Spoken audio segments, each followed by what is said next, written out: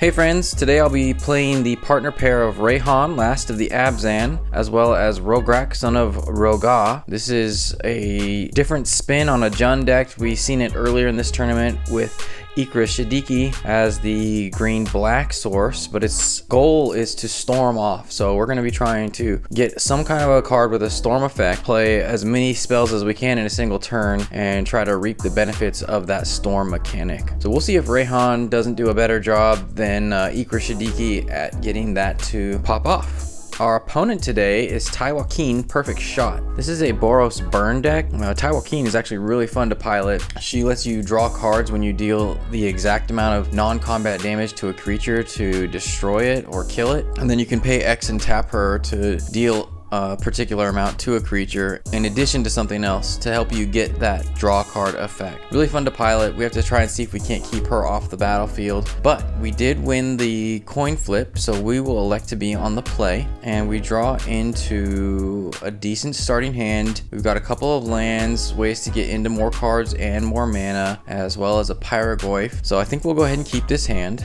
and I think the right play is to open with the Jund Panorama. I don't want to quite thin the deck just yet with the Bloodstained Mire. We'll do that next turn, but hopefully we can draw into a land. We'll pass to our opponent, who opens with Command Tower and passes right back to us. Unfortunately, we don't get that land, but we do get a Candy Trail. So I think we go ahead and play the Bloodstained Mire into something with green, just so that we can get that Nature's Lore off.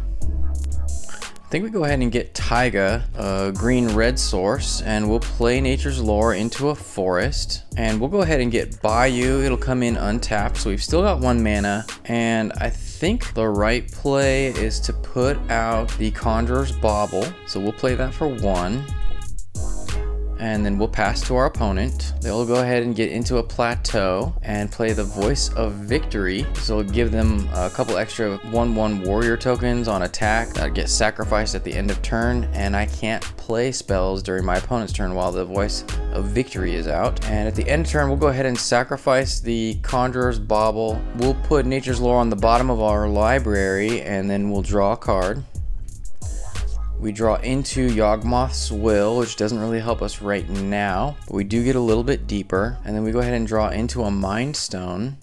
And I think the right play is to play the Mind Stone into the Tithing Blade, and then we can pass the turn. So Mind Stone hits, then we'll play the Tithing Blade, forcing our opponent to sacrifice a creature. Voice of Victory to hit the graveyard, and with that we'll pass back to our opponent. They get into a snow-covered plains, and then we see Taii Wakeen hit the battlefield. And luckily Pyroglyph right now can deal 3 damage, which would be enough to send her back to the command zone, so that's likely our game plan. We get into a Strike It Rich, which allows us to create a treasure token. It's really meant for a turn we're going to storm off on. I think the right play is to put the Pyroglyph out. We can get rid of their commander and potentially start applying some pressure with some mid-size attacks. So yeah, let's go ahead and do that. We'll pay 4 for a Pyroglyph and deal 3 damage to Taii Wakeen back to the command zone, and then we'll pass back to our opponent, and they'll play 4 for a 4th Aerolingus, which will give them 2 2/2s, Vigilance and Haste for both of them, and they choose not to attack, so Monarch not to join this game just yet. Pyroglyph moving up to a 4/5, and we draw into a Promising Vein, so we'll go ahead and play that as a land for turn. And I think the right play is to play this Candy Trail off of a Mind Stone, so we'll go ahead and scry off of the Candy Trail. The 2 cards on top are a Desperate Ritual and a Grab the Prize, so I think we put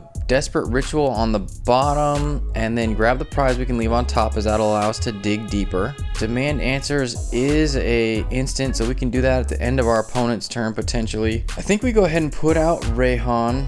Well, let's swing for 4 and see what our opponent does. Coming in for 4, no blocks from our opponent. So yeah, I think we play Reyhan now, and then we've got 1 mana to not really do anything, so that's unfortunate. But yeah, we'll put him out. Reyhan for 3, and then we'll go ahead and pass to our opponent. Tarfile to deal 2 damage to Reyhan, so he'll go down to 1 toughness, and then we see Gut Shot, so that'll remove Reyhan. We'll send him back to the command zone. We will put those counters on our Pyroglyph though, and he'll be a 9/10 now. And then we'll see those Human Knights attack for 4, and we'll go down to 15. And then we draw into that, grab the prize. Let's go to combat and swing for 9. Actually, let's see what cards we can get into here. I think we go ahead and play grab the prize, getting rid of Strike It Rich. It does have flashback if we need it. So yeah, let's do that. And we'll discard Strike It Rich. We draw into Jessica's Will and a Deadly Dispute. And we could gain some red mana off of Jessica's Will, but we'd only get to play the cards this turn. I don't really like that. I think we just leave our mana up. We can sacrifice Candy Trail to draw some cards. We've also got Mind Stone that can be sacrificed to draw cards, and we've got this Demand Answers.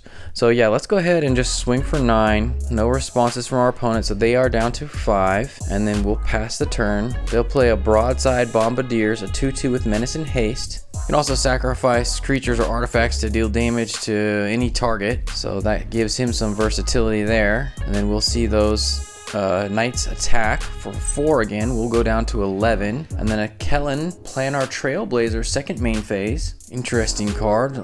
It allows you to get in for some extra double striking damage and get extra card advantage. I haven't seen that one before. That's a cool card. So that'll hit. And then at the end of turn, let's go ahead and sacrifice the Candy Trail to draw a card and gain some life. We'll get an Oliphant, which I think we go ahead and Mountain Cycle now. Well, maybe I want the body one. We don't have the mana for it, so let's go ahead and Mountain Cycle it. We'll go ahead and get a Blood Crypt to hand, and then we will draw into a Galvanic Discharge. I think we go ahead and let's attempt to cast Reyhan again. He will go ahead and stick. I think we play the Blood Crypt, leaving up the mana for Galvanic Discharge. It will cost us 2 life, but we can attack with the Pyroglyph and force them to block. And Kellen's gonna block, so no damage to go through, but that will send him to the graveyard. And then with that, we'll go ahead and pass the turn. I missed it. What did they just play?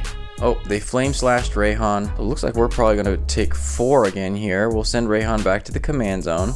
We'll put those 3 counters on Pyroglyph, and then they'll attack for 4. We'll go down to 8, and then we see a Taii Wakeen hit the stack. And I think we go ahead and play this to remove Taii Wakeen again. And then we draw into a Forest. Let's go ahead and play the Forest. We'll go to combat and swing for 12. We are on a 2-turn clock, so this is a very interesting, as it's going to come down to blocks and attacks. Broadside Bombardier to block us, and then second main phase, I think we just put out Taii Wakeen again and force them to have some kind of a removal. Or not Taii Wakeen, we put out Reyhan. Let's do that. It's going to make us tapped out, but we do get a 3/3 body, and then we'll pass to our opponent, and they will sacrifice the Sunbaked Canyon to draw a card, and then they play Inspiring Vantage and pass to us. We don't have anything at the end of turn, so we will go ahead and draw into a Swamp. We will play that as a land for turn, and then let's go to combat and attack with both of our creatures. They'll have to block at least the Pyroglyph. They decide to block each, so they're going to lose both of their knights. We do see a Lava Dart now, so that's going to remove Reyhan. I think we play this Deadly Dispute to draw a couple cards off of it, since we're going to lose him anyway. So we'll sacrifice Reyhan. He'll go back to the command zone. We'll put the plus counters on Pyroglyph. We draw into a Generous End and a Troll of Khazad-dûm, and then the Lava Dart. Oh, Lava Dart will fizzle because it doesn't have a legal target. Then I think second main phase, we just play the Troll of Khazad-dûm, as it has that Menace Plus ability, and that'll make it really hard for our opponent, as they'll have to have 2 removal spells or get a bunch of creatures out. So we'll play the Troll, and then we'll just pass to our opponent. They get into a Kenzin, Crucible of Defiance, and then we'll see Taii Wakeen hit the stack. That's fine. We'll go ahead and draw into a Stormscale Scion. This is one of those storm cards where we could get a whole bunch of flying dragons, but I don't think we need them.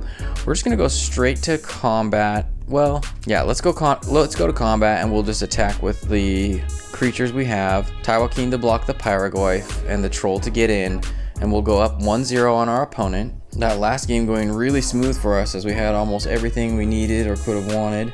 We get into a pretty good starting hand. We've got something to do on turns 1, 2, and 3, so I like that. We are going second because we won game 1, but we'll go ahead and keep this hand, and then our opponent's going to open with a Sunbillow Verge and pass back to us. I wasn't paying super close attention, but I actually can't play this Shambling Ghast on turn 1, unfortunately. We do get into Pyroglyph again, so that's cool, but we'll play this Raucous Theater, and we'll Surveil 1 when it enters.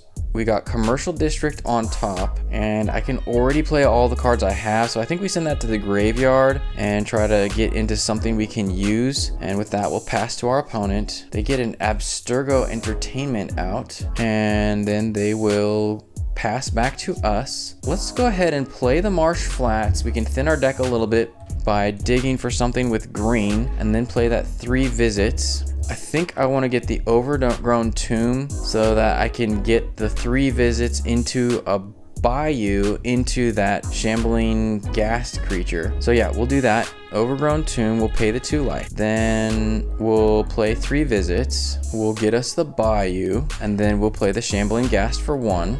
And then we'll go ahead and pass to our opponent. They're going to turn my Shambling Ghast into a vehicle that can be crewed for 5, so likely just to leave that as a crew creature because I'm not gonna want to do that. So that'll go bye-bye. And then we'll pass to our opponent. They get into a Fanatical Firebrand, a 1/1 with haste that can be sacrificed to deal a damage. Swing for 1, and we're down to 16. We draw into a Skull Clamp. I do like that. Helps us get into some answers, but I think we want to get out Reyhan and potentially be able to block this Fanatical Firebrand. Let's do that. Play Reyhan for 3, and then we can put the Skull Clamp out. Unfortunately, we can't equip it just yet, but we do have it on the battlefield for potentially equipping next turn. And then our opponent to deal 2 damage to the face, and then Flame Slash to remove Reyhan. Unfortunately, we don't have a target. Maybe playing the Pyroglyph before Reyhan is actually a better choice so that his counters can go on something, because that feels lost. That is unfortunate. He'll go back to the command zone. No, I don't want to do that. No, I thought it was going to force me to put those plus counters on his creature. The Firebrand to attack for 1.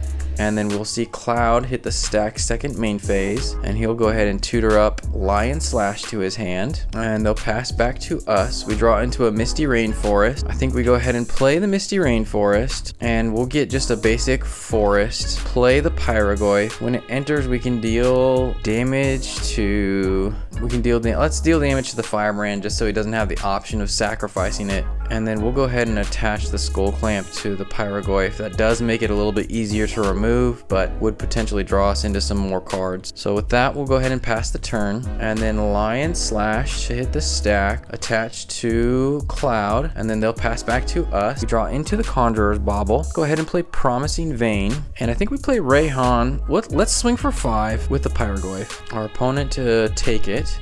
Then let's play Reyhan second main phase, and let's equip Reyhan with the Skull Clamp, and then we'll pass the turn, and we'll see Taii Wakeen hit the stack, and they'll pass back to us. We draw into a Barrelgoyf. So let's play this Mountain.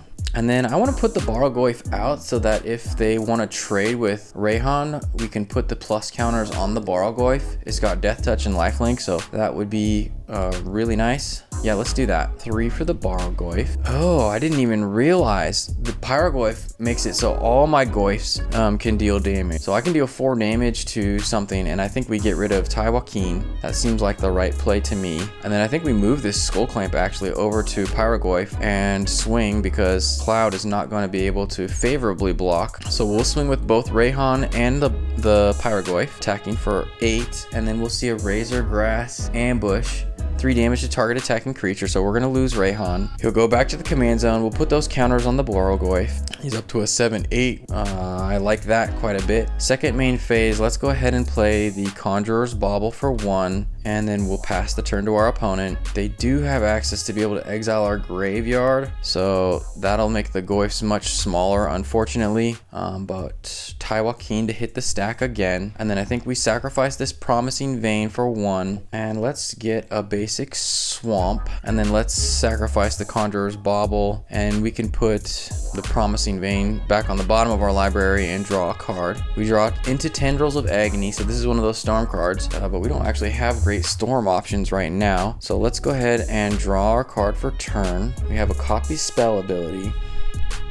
we can get a couple of Tendrils of Agony off, which would be enough to remove our opponent or get our opponent out of the game if we can get in with either of these creatures. So let's attack and see how our opponent block. They're only going to block the Barlgoyf. We'll gain some life. They'll go down to 4, and then I think we can knock them out of the game here. So let's make sure we tap our lands right. We'll play this bonus round. Now we'll get extra copies of anything we play, and then we'll play the Tendrils. We want to deal damage to our opponent, and that'll tap us out. So we'll see several triggers of this Tendrils of Agony, and that should knock our opponent out. I guess we have to select our opponent each time. They'll go down to 2, and then they'll go down to 0, and that'll knock our opponent out. And we take the win on this one, 2-0 over Taii Wakeen. Those 2 games were about as favorable as I could have gotten. I got great draws into all the things I needed, and Taii Wakeen didn't have the removal that she needed, so sometimes you just get lucky, I guess.